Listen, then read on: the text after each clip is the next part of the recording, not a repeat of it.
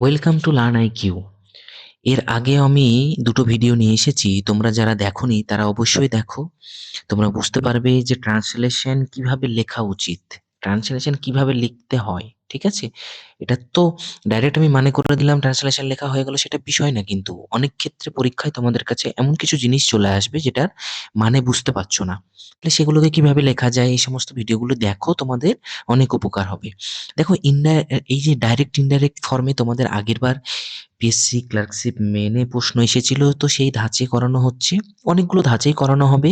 তাহলে এগুলো প্র্যাকটিস করো। দেখো, এটা দেখলে বুঝতে পারবে পুরো ভিডিওটা, এখানে অনেক কিছু জিনিস আমি বোঝানোর আছে।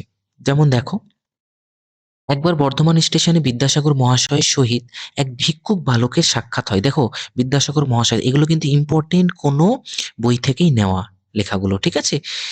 তো সেখান থেকেই তোমাদের জন্য করানো হচ্ছে। ওয়ান্স বিদ্যাসাগর মহাশয়া, হ্যাঁ, মহাশয়া ঠিকই আছে, মহাশয়। এটা এখানটায় কি হয়, একটা এমফাসাইজ হয় ওয়ার্ডটার। মহাশয়া মেট এ বেগার বয় অ্যাট বর্ধমান স্টেশন। ঠিক আছে, তো এখানে বর্ধমানও লিখতে পারো, বর্ধমান স্টেশন, কোনো অসুবিধা নেই। বালকটি তাহার নিকট একটি পয়সা চাহিলে তিনি বলিলেন, when the boy asked him for a Penney, পয়সা। হুম, এখানে তুমি কয়েনও বলতে পারো, পেনির জায়গায় পয়সাও বলতে পারো, তো পেনি। হি সেইড, মানে বিদ্যাসাগর বললেন, মনে করো আমি তোমাকে পয়সা দিব, think I will give you penny বা কয়েন, যা কিছু একটা। তামাশা করিবেন না মহাশয়, তখন এই বালকটা বলছে, ডোন্ট জোক মনশেয়ার, মানে এখানে এটাকে আক্ষরিক অর্থে কর্তা বা মশাই হিসেবে ব্যবহার করা হয়। আমি এটা এই কারণে এখানে লিখেছি, তোমরা পরীক্ষালয়ে যে মহাশয় ব্যাপারটা বুঝতেন না, যদি না পারো, এরকম অনেক কিছু টার্ম থাকে, এটা তো ইজি টার্ম।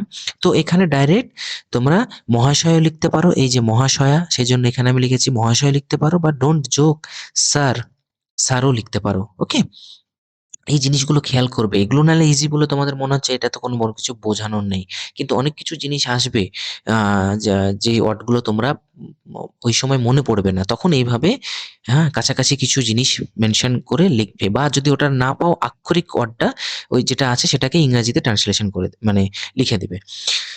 আমি তামাশা করিতেছি না, আই এম নট কিডিং। আচ্ছা, আমি তোমাকে 4টি পয়সা দিলে তুমি কি করিবে? বিদ্যাসাগর জিজ্ঞেস করলেন। Well, what would you do if I gave you 4 pennies? দেখো, এই যে তোমাকে টেন্সের এই কিছু ফর্মগুলো একটু মনে রাখতে হবে, গ্রামারটা একটু মনে রাখতে হবে। এই ট্রান্সলেশন শেখার জন্য না, তোমরা এই মুহূর্তে গ্রামার তো তোমাদের দরকার নেই, কিন্তু টেন্সটা তোমরা প্রত্যেকদিন এই একটু একটু করে দেখো, হ্যাঁ? তোমাদের কিন্তু সেন্টেন্স ইমপ্রুভমেন্ট হবে, তোমাদের চাকরি তো পেতে হবে, এটা 20 নম্বর থাকে ক্লার্কশিপ মেনে, হ্যাঁ, খুবই স্কোরিং। ওকে, এবং ডাব্লিউবিসিএস এ এবং মিসলেনিয়াসে এগুলোর নম্বর বেশি থাকে, তো সেক্ষেত্রেও স্কোরিং বিষয় এগুলো। ওকে, তারপর দেখো, I will not buy food for 2 পয়সা। এখানে কেন পয়সাটা ইউজ করা হয়েছে, এখানেও তুমি পেনে লিখতে পারতাম, কিন্তু এই পয়সাটাও তোমরা বলতে পারো, তো সেই জন্য এখানে পয়সা লেখানো হয়েছে। আমি 2 পয়সার খাবার কিনিব, I will and give the rest to mother, আর বাকি পয়সা মাকে দেবো। ঠিক আছে, আর যদি 2 আনা দিই, and if I give 2 Anas, দেখো 2 আনা, 2 আনা মানে কি কি বিষয়, দরকার নেই 2 আনাস, দেখো এটা ডাইরেক্ট লিখে দিলাম।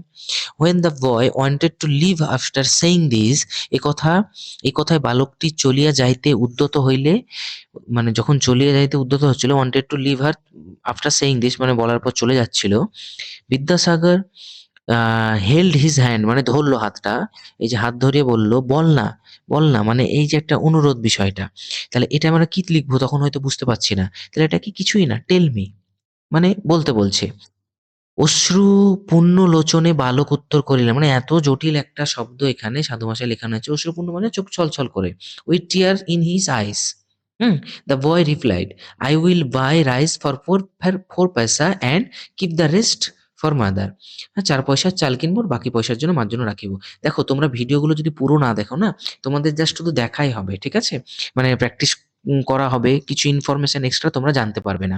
তো আমি চেষ্টা করছি আমার বেস্টটা দেওয়ার, তোমাদেরকে যেভাবে লিখলে তোমরা ভালো পরীক্ষা অ্যান্সার করে আসতে পারো।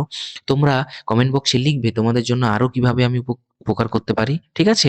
আমি চেষ্টা করব এইরকম তোমাদের জন্য গুরুত্বপূর্ণ ভিডিও নিয়ে আসার, এবং আমি বেঙ্গলি টু ইংলিশ অলরেডি দুটো ক্লাস করেছি দেখবে, এবং ইংলিশ টু বেঙ্গলি আমার টেলিগ্রাম গ্রুপে পিডিএফ দিয়েছি, সেটাতে তোমরা জয়েন হতে পারো এবং সেখান থেকে ডাউনলোড করে প্র্যাকটিস করতে পারো। Thank you. এবং যারা নতুন আছে অবশ্যই সাবস্ক্রাইব করো এবং আমার পাশে থেকো, ঠিক আছে? অবশ্যই একটা সাবস্ক্রাইব করো, একটা সাবস্ক্রাইব লাইক আমাকে নতুন ভিডিও আনার অনুপ্রেরণা দেবে। থ্যাংক ইউ, দেখা হচ্ছে আগামী ভিডিওতে।